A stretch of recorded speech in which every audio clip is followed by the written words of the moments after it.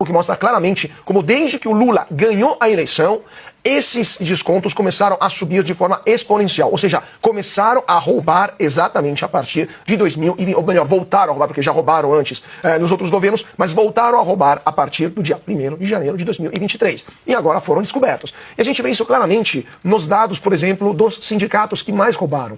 O dinheiro que eles receberam ao longo dos anos explodiu em porcentagem a partir de 2023. Ou seja, esse foi um esquema que iniciou, pode ter iniciado antes da chegada de Lula, mas que se potenciou, com certeza, depois que Lula chegou. Aqui estamos vendo. É nítido, os números não mentem. Desde que o Lula chegou ao poder, passamos de 2,4 bilhões de milhões de pessoas que tinham valores retidos para 7,6. Os números não mentem. Então, esse é um escândalo que tem nome, sobrenome, número de matrícula e são todos ligados ao governo do PT.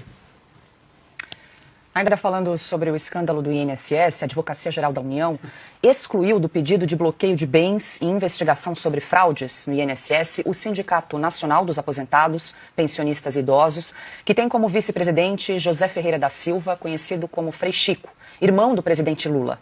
A decisão anunciada na quinta-feira também deixou de fora a CONTAG, Confederação Nacional dos Trabalhadores na Agricultura, a CONAFER e a BCD Amar Brasil.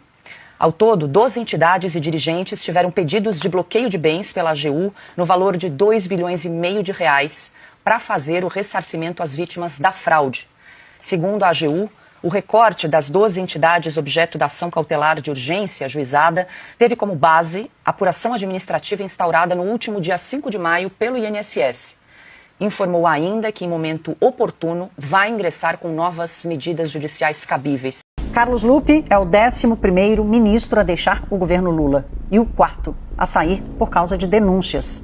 A crise se formando em Brasília com o escândalo dos descontos do INSS pega o presidente Lula quando ele ensaiava uma recuperação em sua popularidade.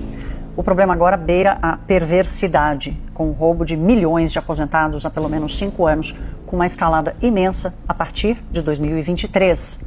Desde que o próprio governo expôs o caso, empacotado numa missão de caça aos corruptos, o desenrolar dos fatos tirou Lula do papel de condutor e o colocou numa posição de fragilidade política. Eu não tenho pressa.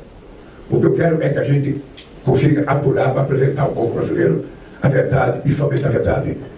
Eu não estou atrás de um jogo de biloteria. Tem entidades sérias no meio que certamente não cometeram nenhum crime e tem entidades que foram criadas para cometer crime. Esse é um assunto que eu evito comentar, porque é um assunto que está na mão da Polícia Federal, está na mão da Advocacia Geral da União, está na mão da Controladoria Geral da República e está na mão da Justiça. O que eu posso dizer para vocês, escreverem para o povo brasileiro, é que as vítimas não serão prejudicadas. Quem vai ser prejudicado são aqueles que um dia ousaram explorar o aposentado e pensionista brasileiro. E é por isso que nós vamos a fundo para saber quem é quem nesse jogo. E se tinha alguém do governo passado envolvido nisso. É isso que nós vamos fazer.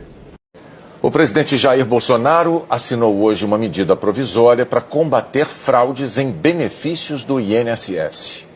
A MP pretende tornar mais eficiente a análise de benefícios com indícios de irregularidade e a revisão dos benefícios por incapacidade. Em fevereiro de 2018, havia cerca de 950 mil processos com sinais de irregularidade. O governo vai pagar uma gratificação de R$ 57 por processo aos servidores que concluírem a análise de casos pendentes. Outro programa vai revisar benefícios concedidos por incapacidade mantidos sem perícia há mais de 6 meses. Os peritos receberão um bônus por perícia extra realizada. No último pente fino, que começou em 2016, 1.200.000 benefícios foram revisados. Desse total, a metade foi cortada, porque o INSS constatou irregularidades.